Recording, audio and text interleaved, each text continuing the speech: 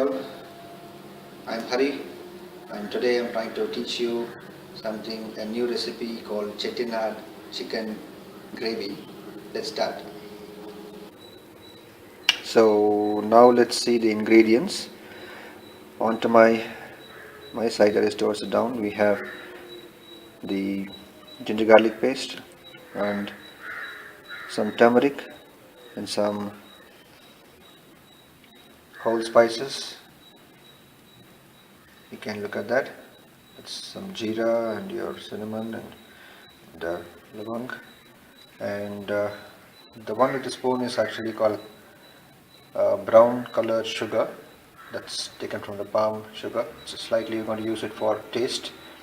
Salt and chili powder and neatly cut and cleaned chicken and finely cut onion and tomato and small pieces of 2 to 3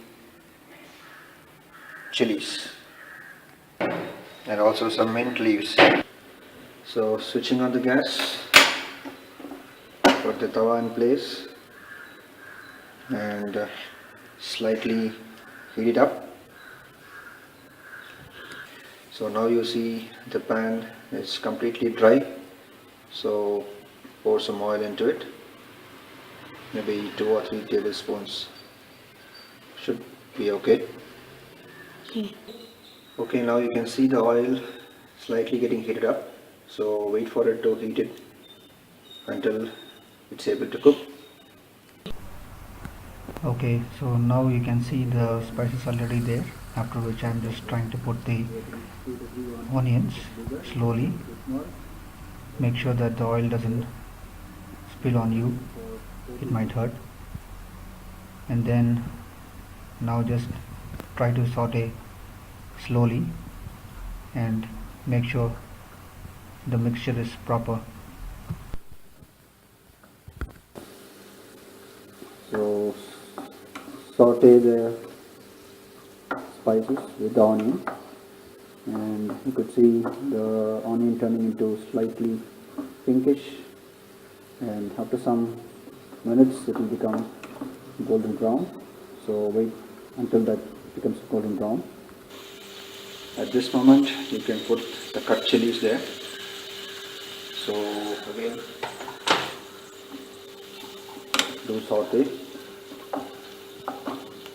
If required, slightly increase the flame.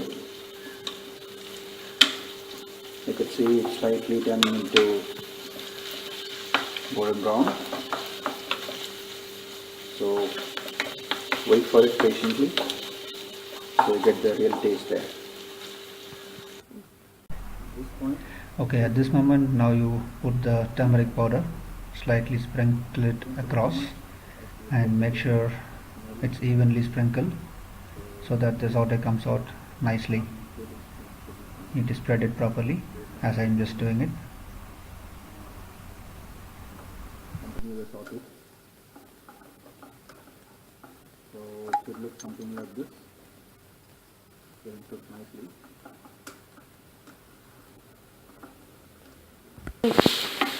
So at this point you could see the onion and the chili and the spices are almost ready and just about to get the right taste.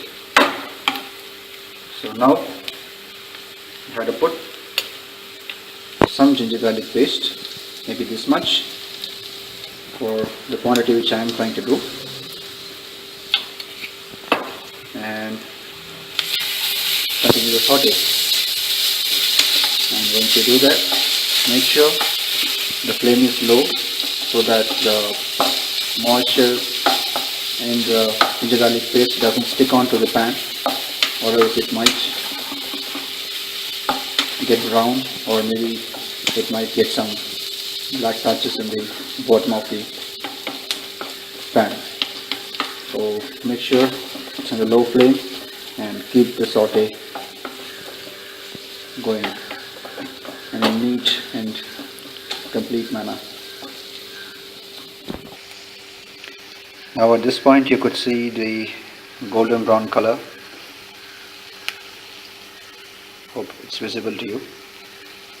Well, that's the best taste and texture, just ready before you put in the tomato. And now you can see I've cut almost 2 to 3 small sized tomatoes.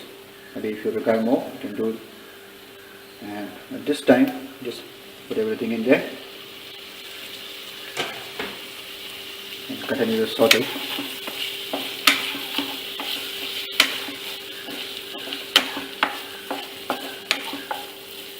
So now you should be able to see the mixture coming up fine, and this is the more important stage where the moisture inside the tomato should get in properly and it should ooze out with the oil. That's what gives it taste. So wait for it and don't put it at real high flame. It's better and nice to cook on the low flame all the time. Okay, at this point you can put some cumin powder. So you need to sprinkle it as I did the same thing with the turmeric previously. So sprinkle it evenly so the texture and the taste comes out fine. You can also do your own cumin powder if you don't have a ready-made one. That will taste much better. And now we are going for some pepper powder. So if you need a proper measurement, go for 1 to 1.5 tablespoons. That should taste good, as I am doing it for 4 people. And again, sprinkle it properly and evenly so that the taste comes out fine. And finally we go with some garam masala powder. Again, I do use the ready-made. If you have your own ready-made or maybe a homemade one, it will really taste and smell good. And sprinkle it again evenly. Quantity, because I just do cook frequently, so you may measure it with the proper spoons. And I think we're almost there. Now, for those who need more spicier chicken, maybe a half spoon or a half teaspoon of red chili powder or Kashmiri chili powder should do fine. So something like this. We eat more spicy, so that's how it goes. And now put some salt to taste. So how much? It's again the taste, how much you want to take. So the one which I'm preparing for 4 people, so I'm just trying to put at least 1 to 1.5 tablespoon, because the gravy should come out fine. And whenever you do this, the sprinkling, that's going to give you a right mixture so that it doesn't stick on to a particular place. And we talked about this brown colored sugar. There's nothing else in Tamil Nadu or the part of South India. We call it as Panankarkande. Maybe you can also get it in this shops which sell that. And I just put the these are actually coming in small amount of I would say pieces like this. Then I crush it and I make it as a powder, just to add extra taste there. So this is going to give you, and this is something like a secret recipe, and this is going to give you extra taste. So that's it. I think we are almost done. So after this, keep the low flame and do the saute. Keep doing the saute until the mixture is proper, and then put the lid on and leave it for at least 2 to 3 minutes at low flame. While doing the saute, it's better to do the mashing of the tomatoes for the reason, as I told, the water from inside the tomato should have a proper mixture with all the masala and the other ingredients we put, that's including your spices, chili and onion. So let it cook properly and do this mashing manually if it is not happening there. And after this, yes, you can see the water coming out from the tomatoes and mixing them properly there. So once you're done, go for the lid and put it in the low and flame, then close it for 2 or 3 minutes. So after 2 minutes, you could see the entire saute coming out so well with the tomato juice and the oil mixing up, and that's exactly the flavor I'm talking about. So make sure this stage is completed more carefully, else it might have some brown patches or maybe some black patches that may not taste good. So always better to cook at this stage in the low flame. So now we have the saute ready for the chicken to go in there. And now you just see the chicken, which are cut fine and clean. Just drop it inside.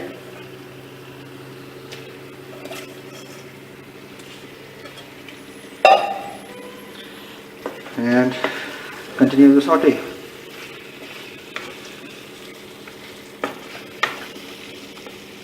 So now at this stage, when you do the saute, you should make sure the mixture is happening even and fine, so not even a single piece is missed out of this entire gravy that's going to come out.